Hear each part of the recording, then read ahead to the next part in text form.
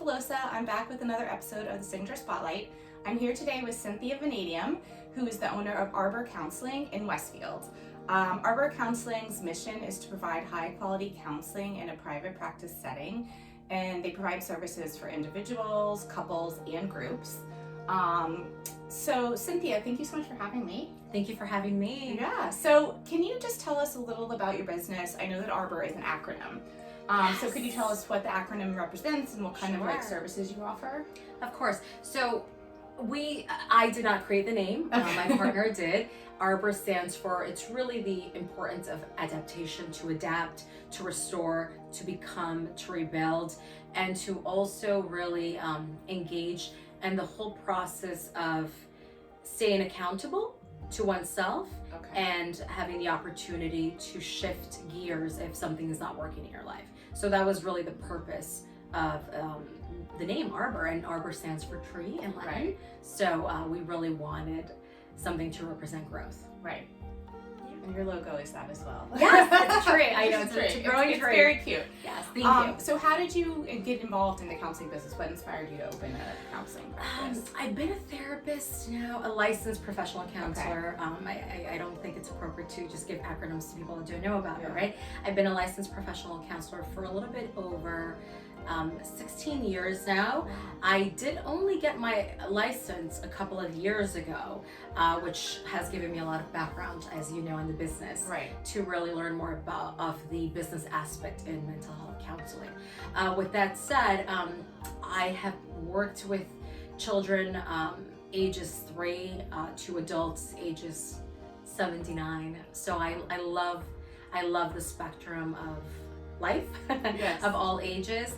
However, now at this moment, my largest focus right now is working with young men and fathers. I really love doing that work. Oh, wow. I love working with families, and I love working with young men that are looking to create their path into adulthood and manhood. Oh, that's great. So what kind of counseling services do you provide? Is it something where people would just call if they wanted an appointment, or do you have more of a regular scheduled appointment? That's a great question. So we do use a great system, an online system. So if a person is interested in doing a consultation, we do offer a complimentary consultation.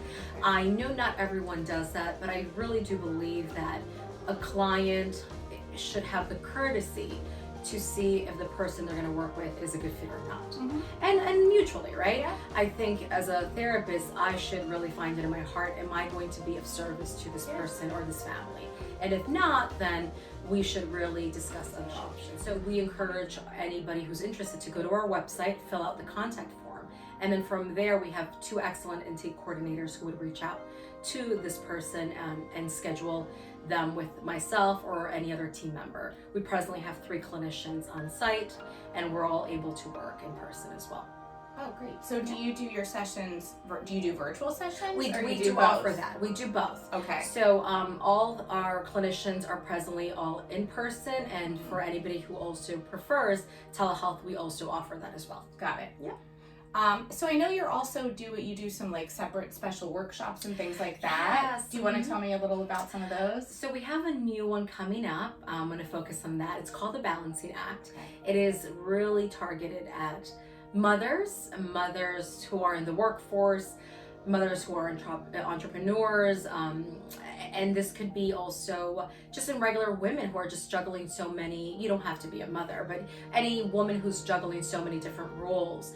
I think any person who's juggling wearing different hats can have a very difficult time in prioritizing when all the different hats might be very important. Yes. But unfortunately, right, being rooted in reality, something has to give. So how do you truly make efforts to keep yourself in check, to see how do you balance all these important pieces, your family, your job, your role in the community, your friendships, so all these important pieces. So we're bringing in this new 8-week session, and we're going to do a telehealth, so it's accessible to any mother or any women out there for group therapy, and they will have the opportunity to learn some strategies and really actionable items on how to make efforts to balance these varying roles. So that is our goal. That's great.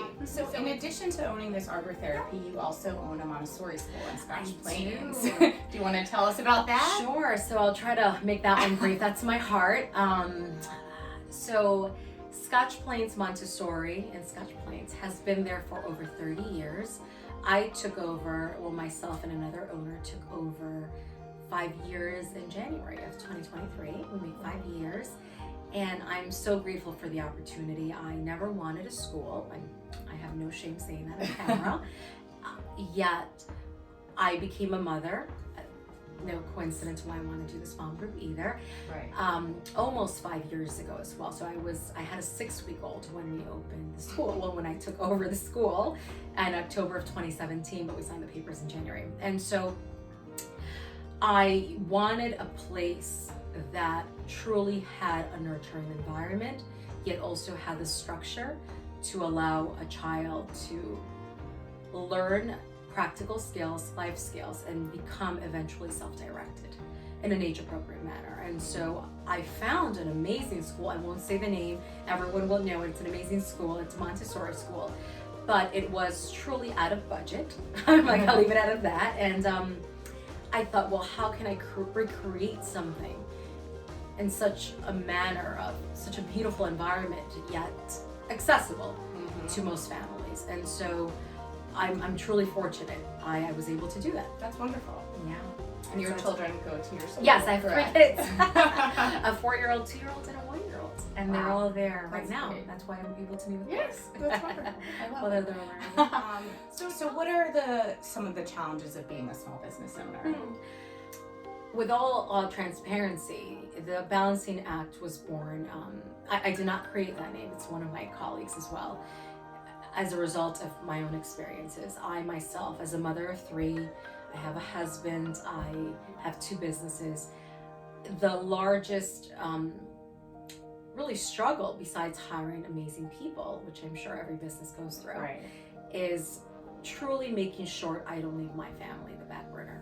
And I guess for me, as an entrepreneur that wants to go at 100% in all gears everywhere, that's just my personality. So my biggest challenge is keeping myself in the present moment and not always living in the future, and making sure that I'm home when I need to be home. I have a great team, that I am not dismissive, that I listen to my team, and that will say, hey, look, this is a blind spot. We need to take care of this, and truly be present in the moment, while also having an eagle's view of the future to make sure that we're going to survive tomorrow. Yeah. So those are the challenges. It's definitely not easy, but it sounds. Thank you so much for having me today. It was great learning about your business, and if anyone out there, if you're in need of counseling services, obviously this is a great place to come. Or if you want to, check out one of the workshops, this Balancing Act one, it would be, a great way to help, get balance in your life. Yes. I know I could probably use it as well. We go live April 25th. We wanted to do this right before Mother's Day, so that's very we could offer something of value. Yeah. All right. Well, thanks again for having me. Thank you so much. No problem. Have a great day, all. Thanks, guys.